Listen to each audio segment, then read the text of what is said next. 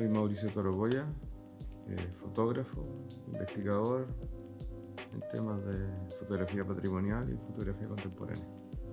Bueno, creo que el primer libro que vi en mi vida fue un diccionario. Me lo enseñó mi abuelo.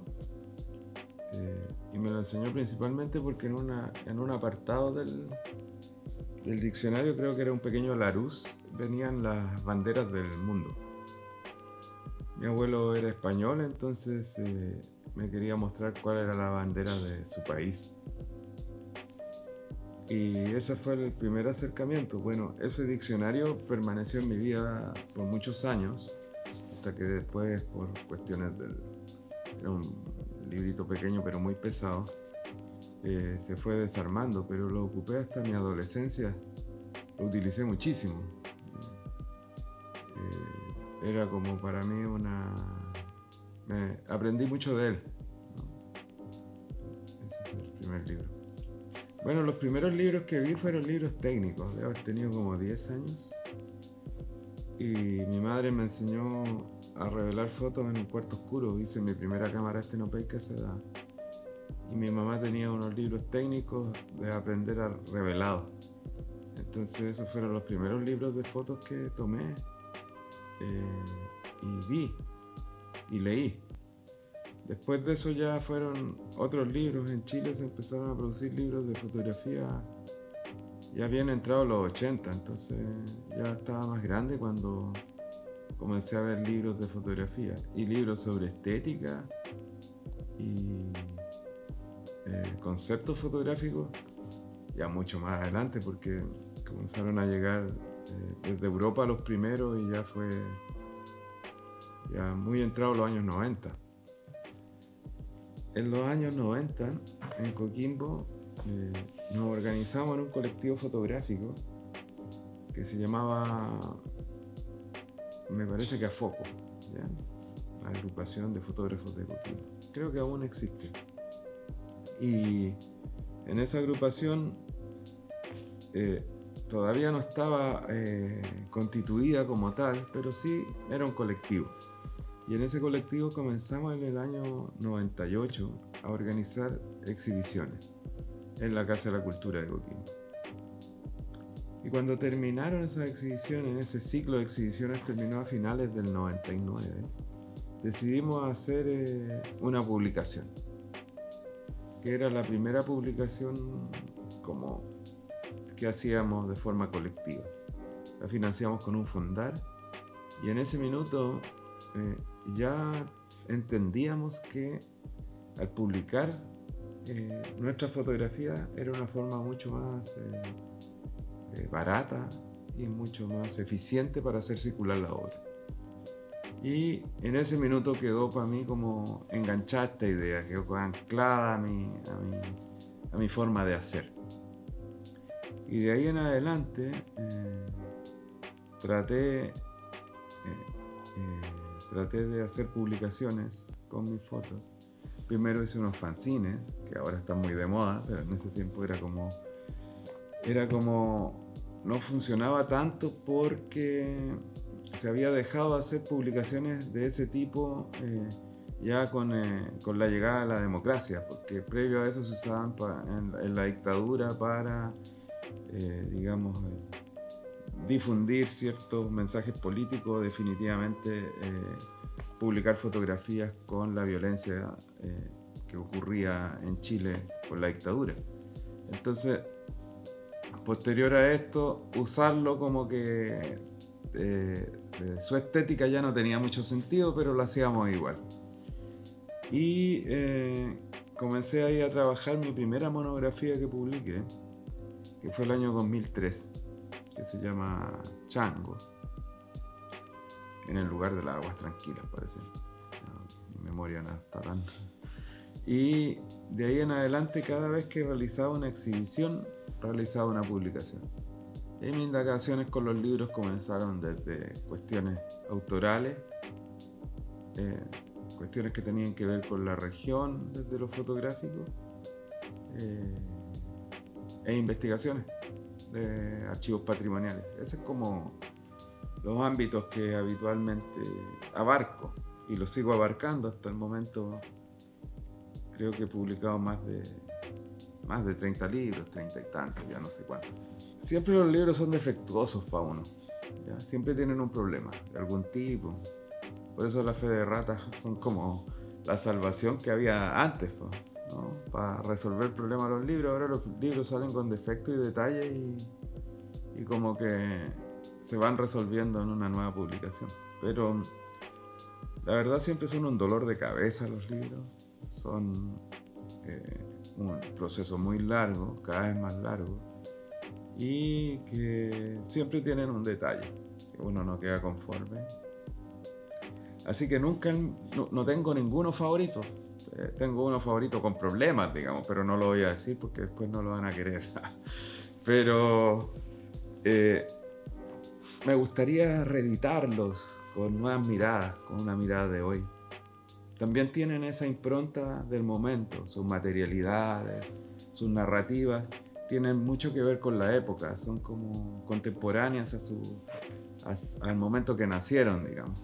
Entonces eso los enriquece, aunque hoy parezcan de cierta pobreza material o cierta pobreza narrativa, creo que esa es su fortaleza, que son de ese momento y que eso puede contar una historia paralela en la que el libro te guía, sino que hay una historia en su materialidad, en su edición, hay una historia que tiene que ver conmigo también.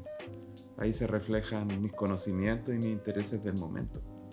Como que entiendo la trascendencia de la figura de Sergio. Y en mi vida también fue muy importante, no lo puedo negar.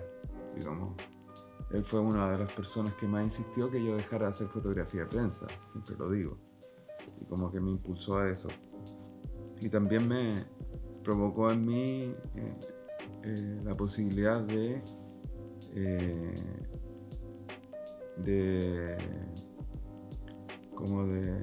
resolver mis cuestiones creativas, ¿no? Como que yo tenía mucha cuestión creativa acumulada y guardada, y él como que me dio el impulso para potenciar eso, ¿ya? Pero después con los años, cuando falleció Sergio, como teníamos una relación bien particular, porque de una u otra manera a Sergio no le gustaba que las personas se le acercaran a preguntarle, entonces teníamos como un acuerdo de amistad que yo no tenía que revelar dónde vivía. Entonces, como no tenía que revelar dónde vivía, también eso era tácito, que había que también no divulgar de ninguna forma la relación, digamos, ni en una publicación ni en nada. Entonces yo fui guardando las cartas con las que nos comunicábamos, iba cada vez que nos reuníamos, escribía en un cuadernito las cosas que me parecían importantes. En ese tiempo tenía esa obsesión de escribir todos los pensamientos en una libreta y fui guardándolas, ¿no? Pero ahí digamos, como guión, gran parte de mi producción visual la he realizado con libretas que hice cuando tenía 15, entre los 15 y 18 años, ¿sí? Guión de nuevo. Y pasó lo mismo con Sergio. Entonces, años después, retomé todas esas libretas, todos esos recuerdos, todas esas cartas, y fue justo para la pandemia. Entonces estábamos todos encerrados y agarré este archivo y dije, voy a hacer algo con esto. Había escrito algo antes, retomé todo eso que había escrito.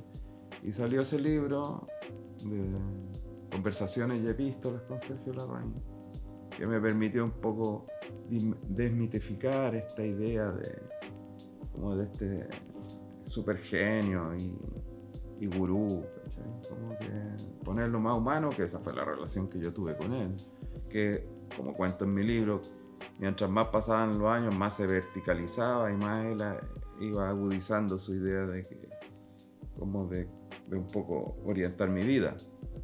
Pero tenía que ver también con que él ya estaba envejeciendo y quería dejar las conversaciones importantes como ahí ancladas en mi mente.